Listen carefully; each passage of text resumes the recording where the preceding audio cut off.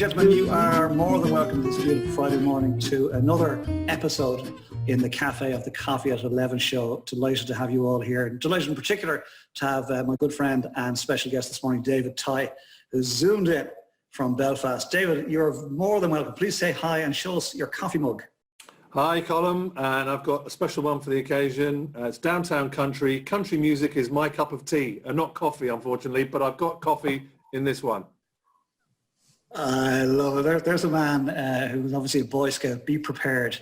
And clearly, so when you have your own radio station, you should probably have your own branded mug. So we've got plenty of those. I've got this one coming on its way down to you at the weekend.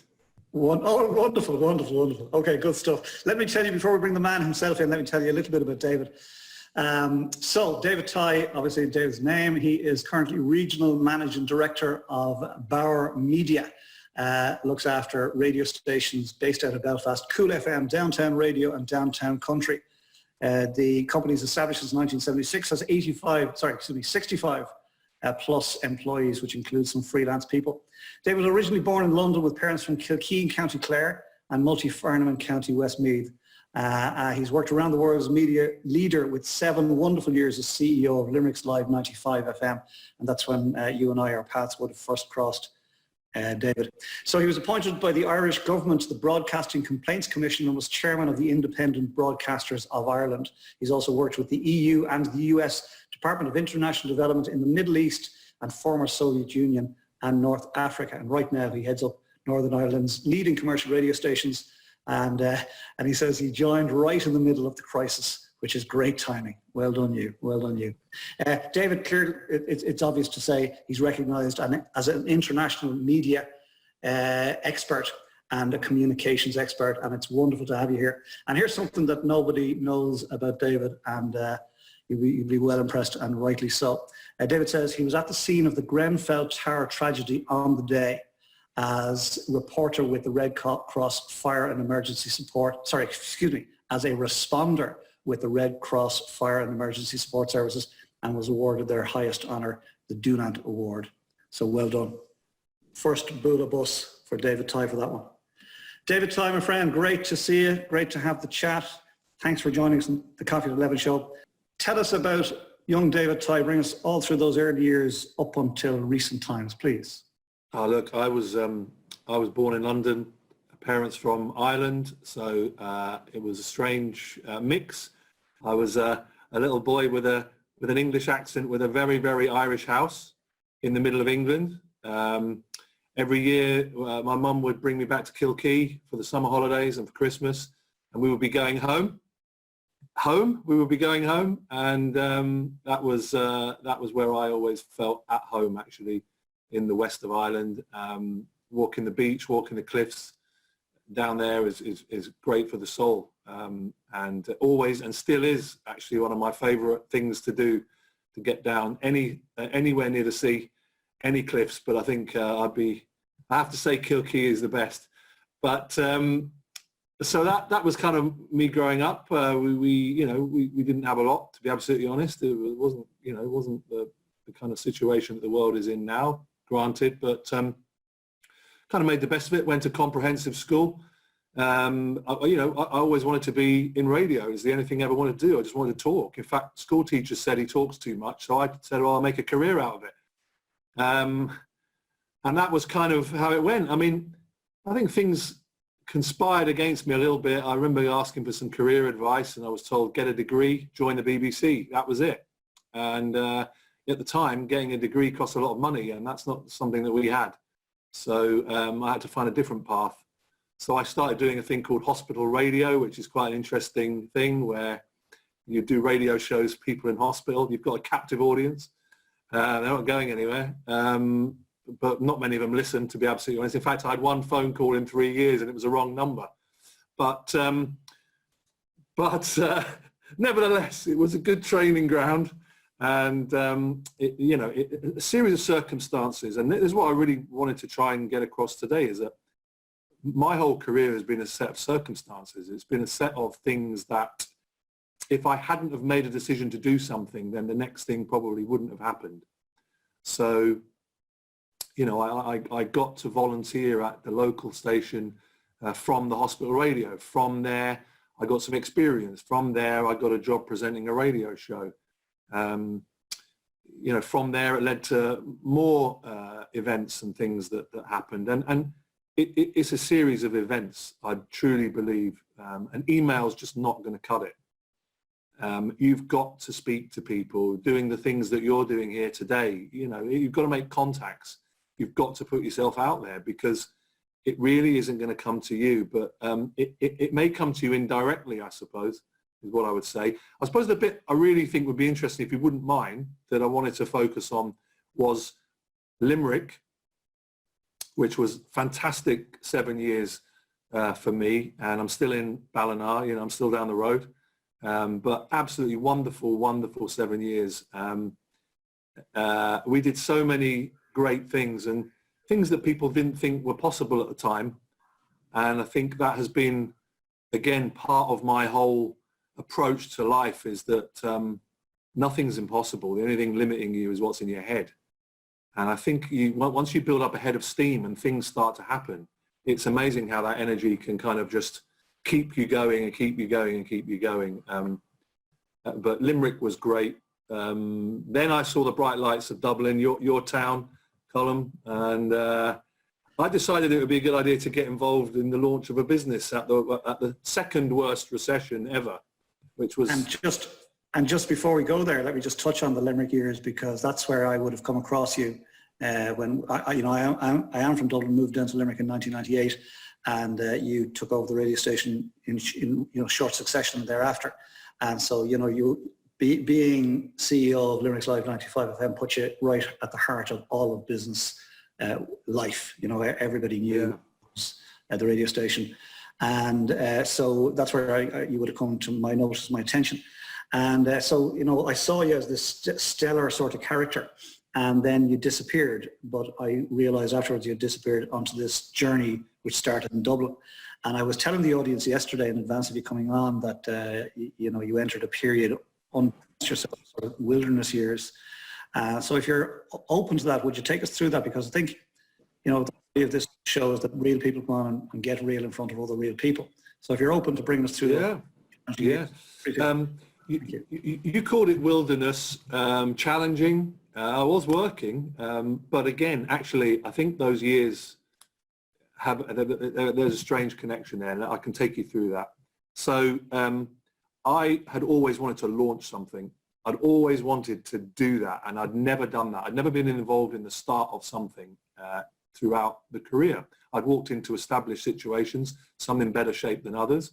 But this was an opportunity to actually start something from scratch, and with the very best of intentions all round. And I won't go into the greater detail, but it was in the middle of the banking crisis, and things just didn't quite come together. I mean, it was a successful launch. It was a radio station in Dublin. I won't necessarily go there about too much detail about it, but it was a launch. And after the launch was successful, things got a bit tight, and I was surplus to requirements.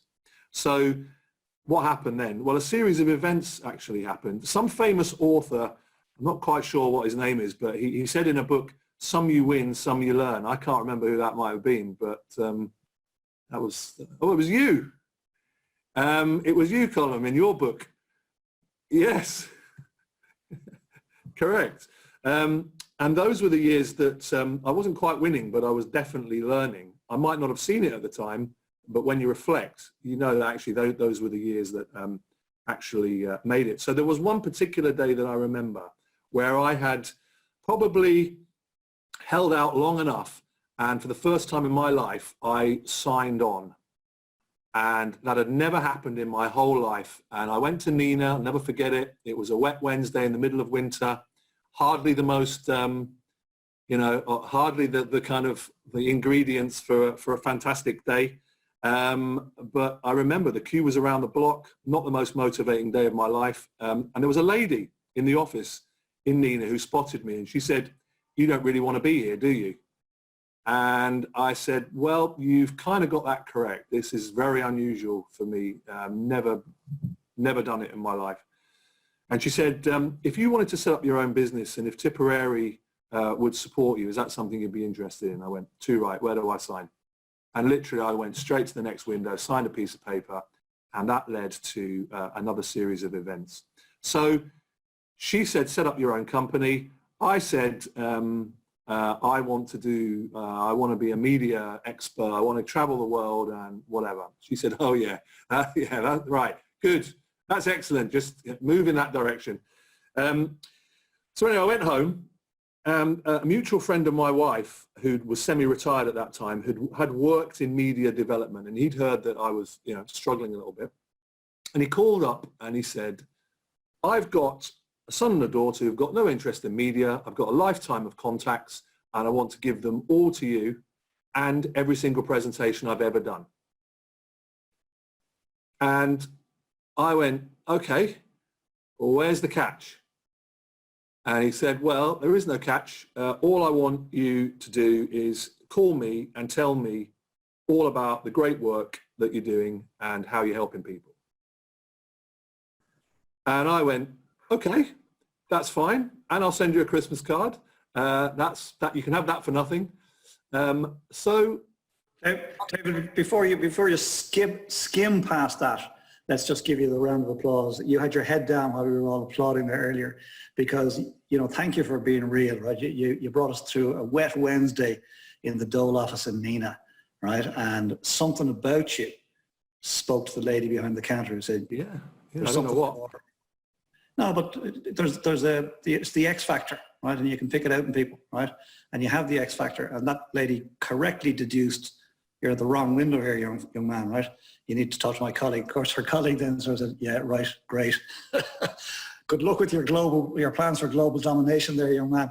But in fact, the universe was waiting for you, and then your contact comes through with, here's all my stuff and all my contacts. That's just wonderful. Well, it's absolutely true. And I put a little strap line on my business at the time, and I just put from Ireland to the world.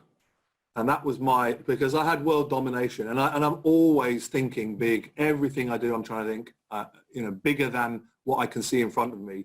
And I always believe I always recount the story of Roger Bannister over in England, who was told that you couldn't break the 4-minute mile because that was physically impossible. People would die if they did that. He did it, and within 6 months, a pile of people rolled in and broke the 4-minute mile, 6 mile. Well, for me, it's about the half an hour mile, but whatever it is. That is always in my mind. But 6 weeks later, after he gave me those, his name is Eddie, by the way, and I still hold him very dear to me, and we still talk probably at least 2 or 3 times a month.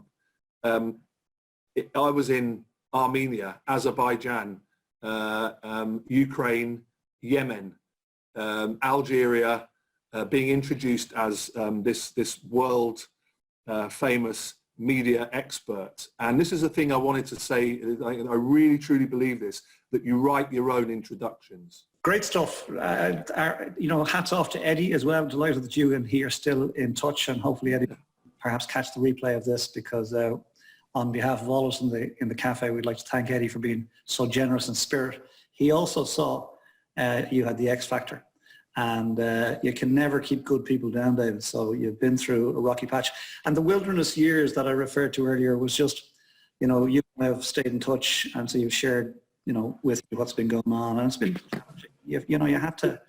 But you can't stop, Colm, and I think that's where I would come on to. I would say that the international experience that I got me the job. I spent 2014 to probably about 2 months ago working in the UK for a company that owns some of the biggest radio stations in the country over there.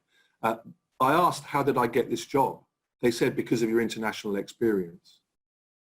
So I wouldn't have got that job if I hadn't have had the international experience. I wouldn't have got the international experience if it hadn't have been for Eddie.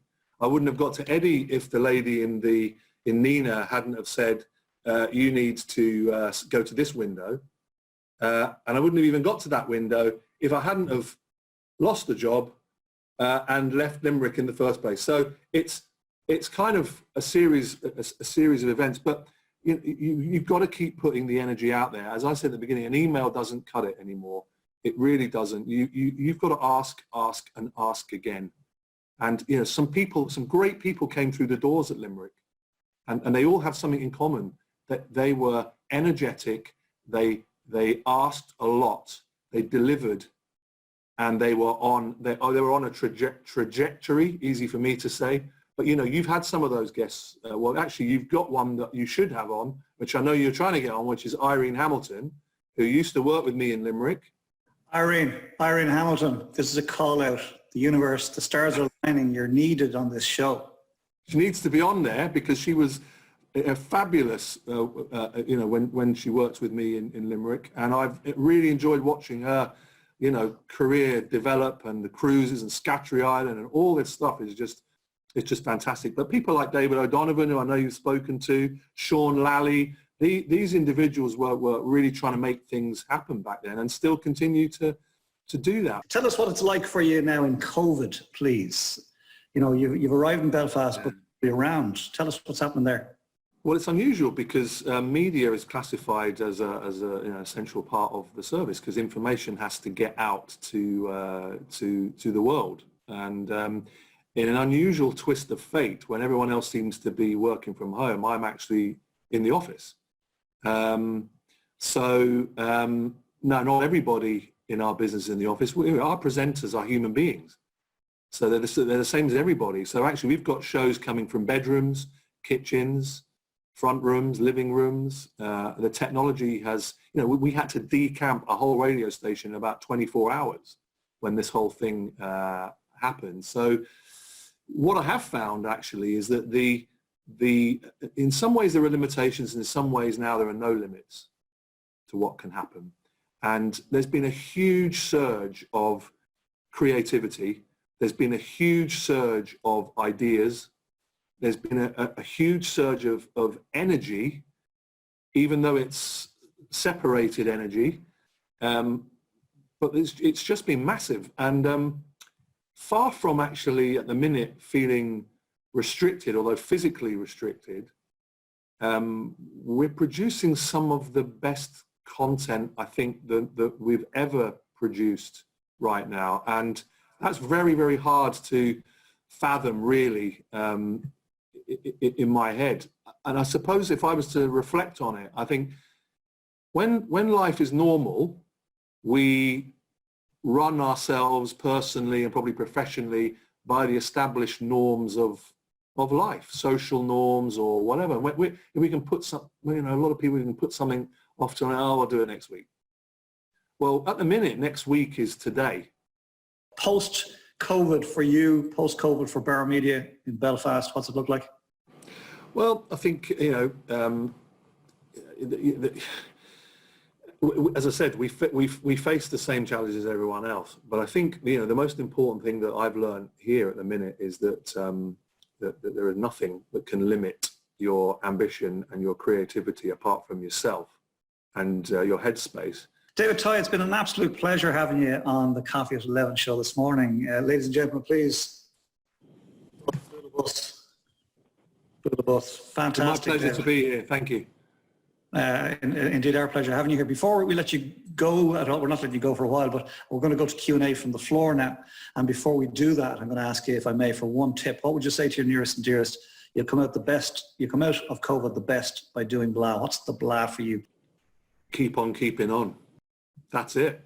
Keep on keeping on. That's all you can do. You've just got to keep going. You can't roll over. You can't stop. It's not going to work one way. You've got to try it another way. And if it doesn't work that way, you've got to try it another way. Keep on keeping on. And you are living proof of that, my friend. Keep on keeping on. The emails won't cut it. Keep on keeping on. Keep on turning up. And asking the questions. Ask, and ask again. Correct. Powerful stuff. Powerful stuff. Thank you, David. Ladies and gentlemen, who would like to ask David a question from the floor? Evelyn McAleer. Evelyn, you are live. Thank you so much, Colm, and well done. Everything has sort of changed from the last time I was on in your cafe. You have front door staff here now, maitre d', and oh, it's getting all fancy now. It's getting all fancy now. I'll need to make a reservation the next time.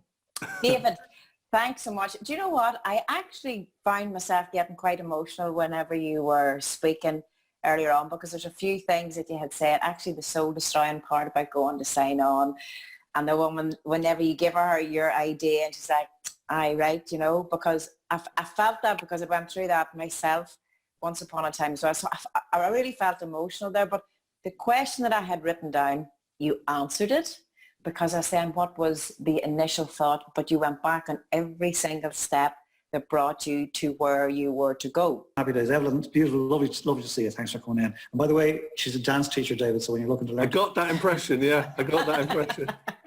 All right. Thanks, Evelyn. We could do a video journal. I think that should be a challenge, really. How to learn how to jive by a video. Okay. I'll put that down on my list. Not to do. No. Listen, I never say no. Right. I'm a very important person in the jive world. And on that note, right, we'll keep it country, as you say yourself. Keep it country. Going over to Princess Shelley. Hey David, thank you so much for a wonderful interview.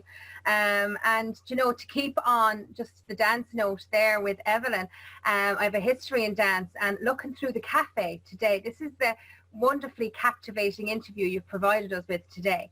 Of any day, like I'm looking at the cafe on my screen, and today was the most synced day. Everybody looked a little bit forlorn with you when you took us through that rainy Wednesday. Everybody kind of looked a little bit low, and then you had us all laughing together with Colm's, when you kept kind of referring in jest to Colm's influence with the book and with everything, and you had us all, and we're all nodding our head with your social responsibility. So from a dance teacher's point of view, today has been so in sync. My screen has been more in sync than any other day, and I think that's a reflection of the wonderfully captivating story that you've brought us on today, and I just wanted to thank you for that. Thank you very much. So My easy pleasure. to listen to, so easy to listen to. So Tim, our our maitre d', if you like, that Evelyn alluded to earlier on, our head of guest services, he popped in your LinkedIn profile there, so some of our cafe goers may access you that way. And he also said, thank you David, a great story and a great message, keep on keeping on.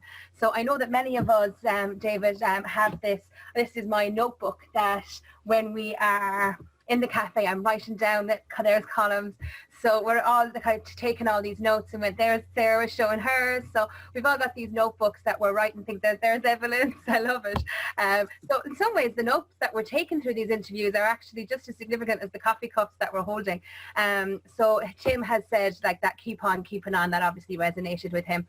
And Christine, who's joining us today from Sweden, she's saying, thank you for another lovely cafe today. I really appreciated listening to David's story. A humble man, wonderful personality showing through. Wishing you all a wonderful weekend. And she had to go and take another call. So that was very nice from Anne, wasn't it, David? Yeah, lovely.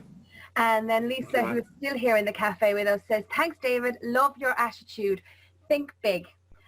You write your own introduction, no limits, fantastic positivity, and a really refreshing chat. Here's to a bright new future with lots of positive changes. So again, let's give that one a little round of applause. Thanks for that, Lisa. I made a note of that, write your own introductions myself. I'm going to do that on a little card so that I can hand it out. I can't wait to get stuck into that one. So guys, we've one more question that we can take. If anybody would like to raise their hand before I hand back to Colm, don't be shy. If you'd like to raise your hand, just one quick question with David. They're a little bit shy, Colm. I'm going to send them back to you. David, before I hand back to Colm, thank you so much. You have a page there in my notebook, and I'll certainly reflect back on it again. Thanks very much. My pleasure. Thank you very much. Thank you, Princess Shelley. As it happens, Lisa just raised her hand as you looked up from the screen, so I'm going to bring Lisa in for a second. Lisa. Great. Thanks, Colm. Hi, David. Thanks so much. Really enjoyed that chat. So much positivity. Fantastic. Thank you very much. I'm an expert in voiceover. Not. How do I get involved in advertising, voice advertising? Any recommendations? Yeah, so, well, send me an email. That'll be the first thing. Or actually, call me. Don't send me an email. Sorry, I'm going against my own advice. That would be no problem. I think every radio station in Ireland has what's known as a commercial producer. So trying to identify who that person is. There are various groups of radio stations in Ireland as well, not so much outside of Dublin, but certainly in Dublin there are groups. So one group may own 3 or 4 radio stations.